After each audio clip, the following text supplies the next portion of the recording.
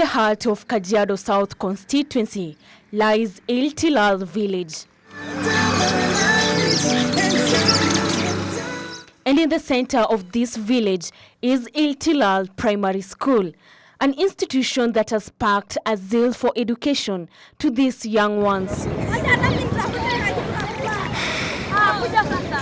For a community that for a long time has only embraced boy-child education, girls are slowly but surely finding themselves in this shelter of knowledge.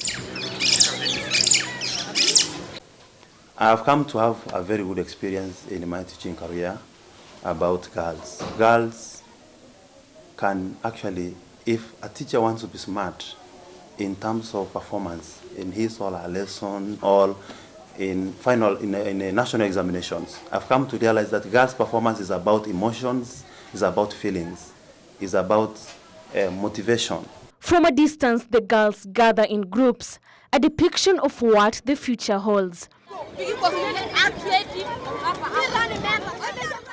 However, efforts by education stakeholders here to ensure every girl gets this right to education still remain futile. There still is a problem for the girl child in the Maa community.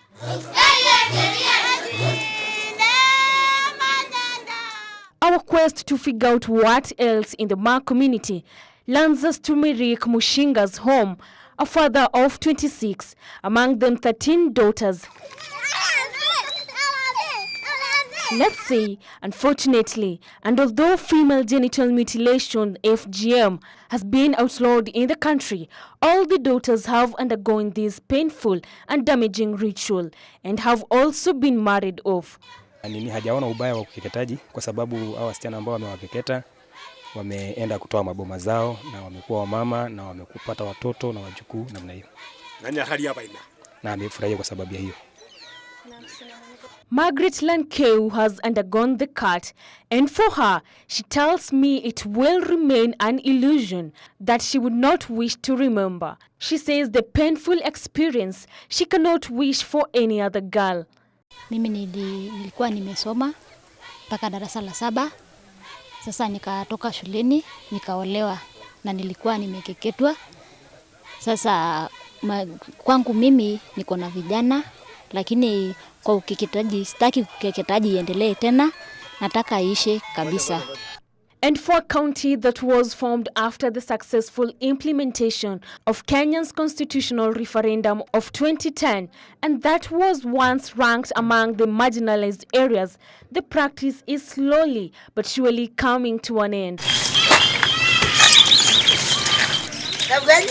Meet 80-year-old Mary Konyoki.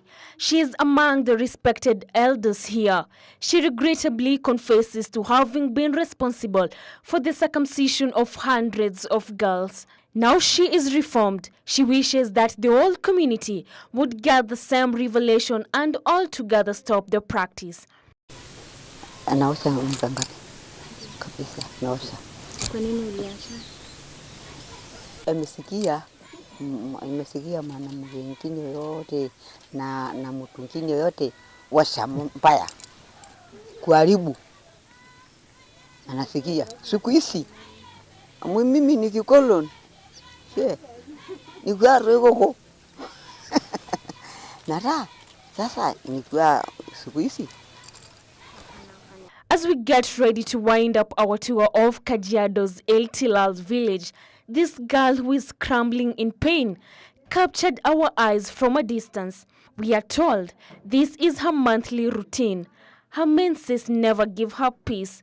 She can hardly move, talk, or even do anything during this time of the month. Unfortunately, she is not alone. Many girls here miss school for the same reasons. So in schools we notice that absenteeism due to menstruation is very high.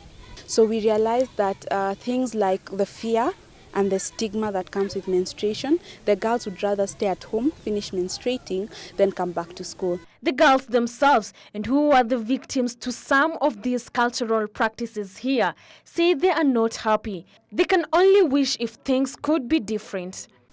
Shida yenye iliendelea ni baba kunitoa shuleni, sasa akanipeana kwa mzee. And those days, when they are at home, the parents can even start giving them chores. And once you've gone to look after the cows for 1 day, 2 days, the father says it's okay, just stay at home. And then they end up like missing school for a very long time, and that leads to dropouts. Those who get lucky to go back to school take the chance as golden. Nikarudi 2017 nikaendelea na masomo, sasa naendelea vizuri, sasa niko class 8. Dada zangu sasa hawezi wakapitia tena hapo. Niliona maisha ya siku hizi bila elimu ni bure sana, nikawabembeleza tu wazazi, ila tu nilikuwabembeleza maana hawakuwa wanataka. And girls are a disadvantage in many ways, especially in this community that tries always practice issues like FGM, early marriages. So to rescue that situation, it's good to have boarding schools. Thanks to the girl child advocates here, there is great improvement. Girls are finally attending school. For instance, the school head at Iltilal Primary School confirms that in 2016, 89% of boys and 73% of girls in this learning institution were successfully admitted to various secondary schools. In 2017, 91% of the boys and 87% of the girls joined high schools as well. And this year, the school has enrolled 61 candidates to sit for KCPE examinations. 34 of them are boys, while 27 being girls. In 2017, we reduced that gap. Girls were 500, boys were 527, and girls were 502. In 2018 now, we have 530 boys and 527 girls. A gap of 3 only. Yeah. A gap of 3. Absenteeism rate, it has really reduced. In fact, now we want again to go back to Moranism and the farming that is going on, because absenteeism for boys now is becoming even another problem as we talk. And as the brilliant sun rays gleam outline the cotton ball clouds in a blazing glow in this village, it is silvered and transformed by the light of the moon. A symbol of transformation, that against all odds, the Maasai girl will finally get a chance to pursue her dreams like other girls nationwide, or rather worldwide.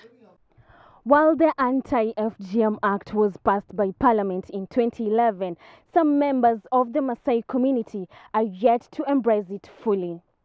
Stella Aswani, Ebru TV, Iltilal Village, Oloitoktok, Kajiado County.